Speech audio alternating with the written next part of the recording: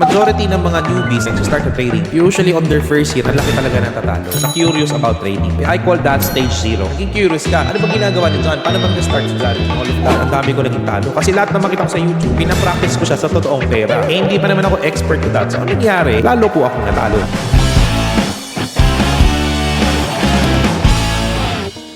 Majority ng mga newbies nag-start na trading, usually on their first year, ang laki talaga ng tatalo. Pag natalo kasi talaga, sobrang laki na hindi na sila bumabalik na totoo. Ang goal ko is i-lessen yan and at the same time, i-bridge yung gap na yun together. That's why I also create a survey that you can check anong stage ka ng journey mo as a trader. I created this framework so that you would know where to focus, so that you will know ano yung simptomas na meron ka ngayon, ano yung characteristics, ano yung journey mo ngayon, so that alam mo paano ka graduate or paano ka mag-move on to the next stage you are. Of course, yung mga nanonood ng video na to, iba-iba yung journey nila. And from there on, paano si Shadow Technique tutulong sa inyo on this presentation. Majority of us nag-start na curious about trading. I call that stage zero. Naging curious ka, ano ba ginagawa ni John? Paano ba nag-start si John and all of that? Nasa stage zero ka. Ang tendency mo dyan, tatanong ka sa stage 1. So if you're stage 1 naman, I call that exploration. Tinitingnan mo anong strategy na angkop sa'yo. Eh, itatry mo lahat na napapanood mo sa YouTube. Katulad ko before, ang dami ko naging talo. Kasi lahat na makita ko sa YouTube, pinapractice ko siya sa totoong pera. Eh, hindi pa naman ako expert to that. So, anong nangyari? Lalo po akong natalo. Instead na i-refine ko yung strategy na yun, nag-move on ako to the next strategy na makita ko, then another talo na naman.